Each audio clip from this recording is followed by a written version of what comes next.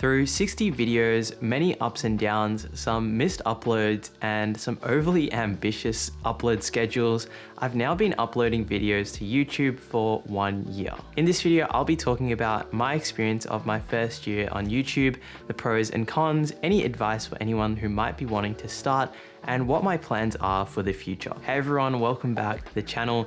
If you're new here and you somehow don't know me, my name's Emil and I'm a second year medical student studying at Monash University in Melbourne, Australia. On the channel, we recently hit 2,000 subscribers as well, so thank you all for helping me hit this milestone.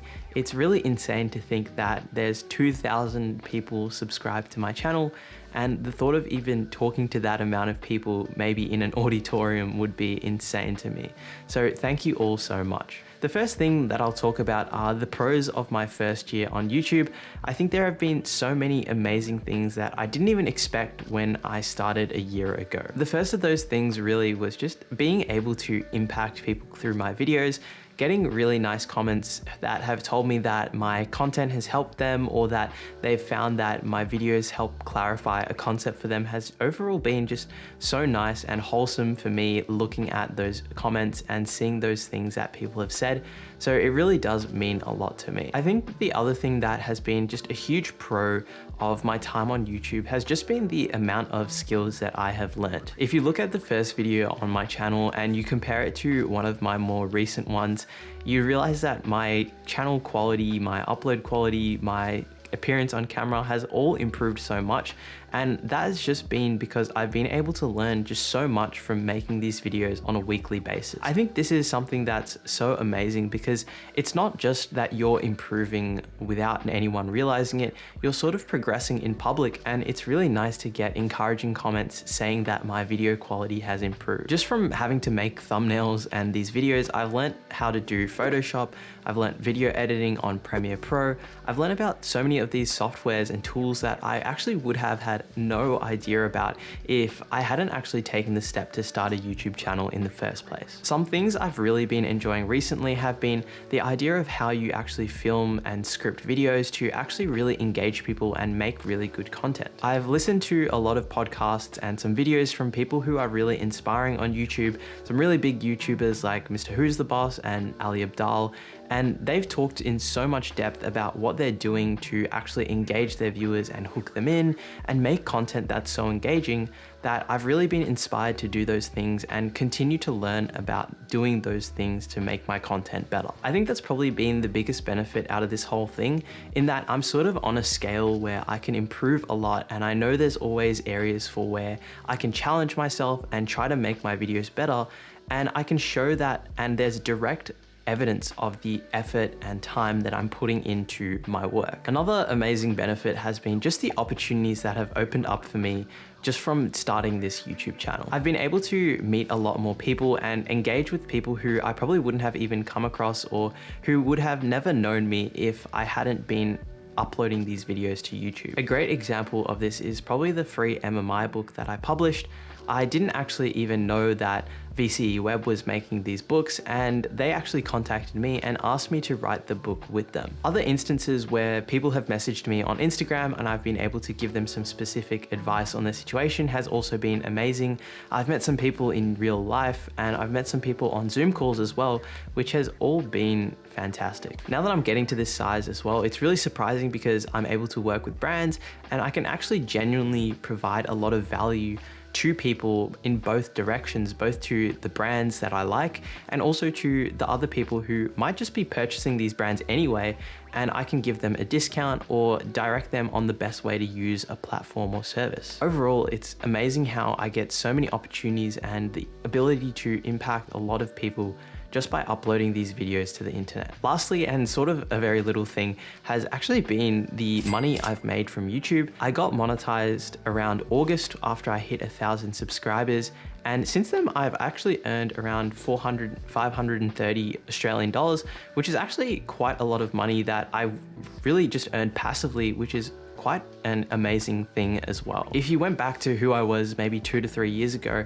I would have thought it was absolutely insane that you could earn money, even a small amount, just by posting videos on the internet. Now, to talk about the cons of being on YouTube, I think there have been a few things that have been slightly challenging, but not necessarily really harmful to me as a person. The first main thing that might have been a con is worrying about how my content might affect people in a negative way. Because I post a lot of study-related content, I know that it's really possible and really easy for me to present a version of myself that seems really perfect or that I'm studying all the time, when this isn't really true at all. I don't really want people to think that they need to be studying all the time or that they need to be doing a certain amount of work or that they're inadequate if they're not able to do so, because that's really not what I'm actually going for.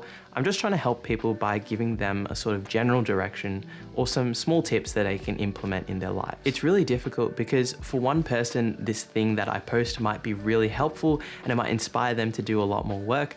But then for another person, it might cause them to feel inadequate or that they aren't working hard enough, which is completely not what I want. The other thing that has been quite difficult this year has been trying to keep up the consistency of posting uploads. I found that recently, especially trying to hit the bar of quality that I want on my content and trying to post one video a week is insanely difficult. The whole process of scripting, filming, editing my videos, uploading them, doing thumbnails tends to take actually quite a large amount of time, almost 10 to 20 hours, I'd say.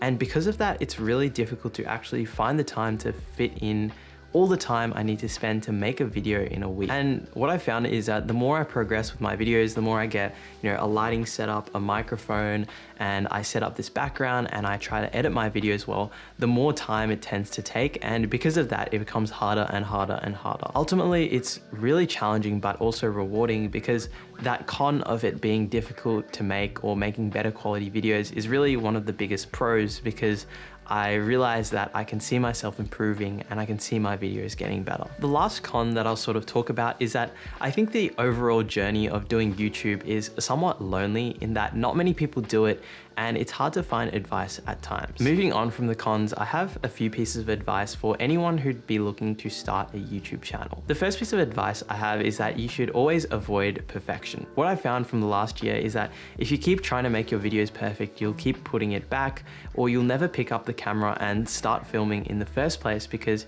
you'll want to have this done and this lighting setup and this microphone, and you'll really just never be able to get started. What I think is way better to do is just to make every video better than the last one. Try and look back on your videos and think of things that you could improve on. Is it your lighting is a little bit off? Could you have changed your framing to make the shot look a little bit more balanced? Could you have moved your microphone a little bit closer? Could you have a different camera angle?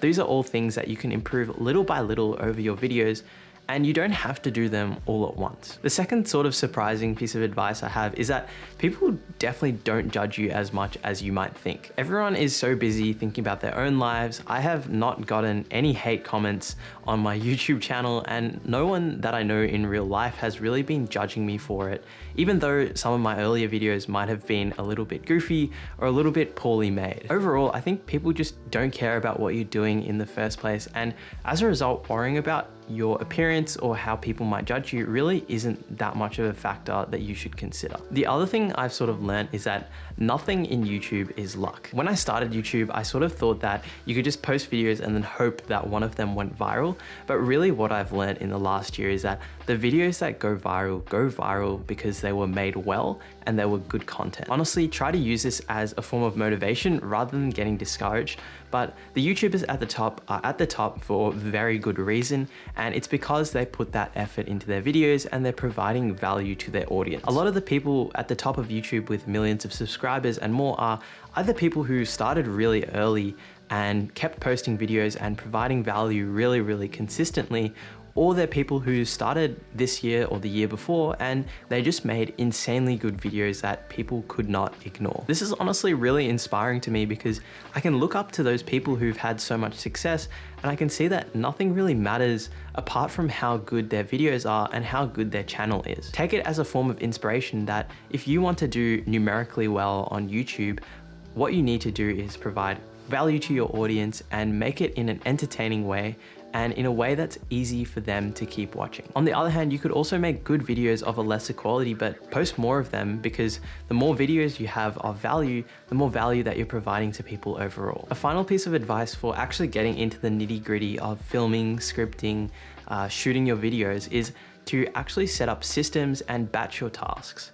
What this means is if you're making videos, you want to have scripts in a sort of Notion template or in a Word document or organized in some way where you know what video ideas you have, what videos you're scripting, what videos you're editing, what videos you're filming, all of those things in one place so that you don't get lost in everything that you're doing. Batching is also something that I'm trying to apply to everything in my life, which is just, if you're filming one video, film a second video, because the effort you take to put up your lighting setup, your camera, your microphone is stuff that you have to do every time. So if you just film 2 videos instead of just 1, you're saving that time because you won't have to set that all up again. That's just some advice I'd give myself a year ago, especially if I was starting my channel, but I don't think that I'd actually do very much differently. In terms of my plan for the next year, one of the biggest things that I've got going on at the moment is that I'm actually in the process of hiring a video editor. I found that editing has been the biggest part of my overall workflow, and that it's been taking a lot more of my time, and I wanted to hire someone else to do it because I found that maybe my time would be better spent doing scripting or in the filming process to film my videos better. Hopefully with my editor, we'll be able to make higher quality videos and more consistently, and it won't be as stressful for me to manage overall. I've also recently really been trying hard to improve my video quality in all aspects, especially my video about how high achievers start year 12. I put so much time into the scripting and editing of that video that I really wanted it to be a video that kept the audience engaged. So I'm gonna keep trying my best to script videos that are really entertaining and that are informative and provide a lot of value, but that aren't really boring to watch. I'm also gonna keep going with my email newsletters. Make sure to subscribe if you haven't already in the description box down below. And I've really been enjoying writing those pieces once a week. I find that it helps me to think about my thoughts, also get some thoughts on self-improvement every week, and just to get into the habit of doing some writing. In the next couple of months, I also have a UCAT crash course series planned, so I hope that will be really good because a lot of the videos I made last year weren't necessarily at the same quality as I make them now. So I hope that if I remake them, I'll be able to keep them more engaging, get more people to watch them, help more people as a result. I also really want to keep vlogging more. At the moment, my issue with vlogging is that the camera that I'm filming on right now is quite big. So if I take it around, I feel really, feel a bit self-conscious trying to film myself with this huge camera walking around campus or walking around university. And then my phone itself it's an iPhone 8. So the camera on it isn't very good. So I'm trying to find a way of vlogging that actually helps me make decent vlogs and that I don't feel self-conscious carrying this massive camera around campus. I also recently have been toying with the idea of starting a podcast, but I really don't know what I talk about on a podcast, and I feel like that's a little bit further down the line for me, but it has been a nice idea to think about recently. I think that's all of the things that I've got planned coming up, and I hope you enjoyed this video. It's been a bit of a ramble, just me talking about what YouTube has been like, what I've liked about it, what I didn't like, what I've got planned. And I hope that you got something useful out of it maybe, or that you feel like I taught you something. Thank you all so much for watching, and thank you guys for 2,000 subscribers as well. And I'll see you all next time.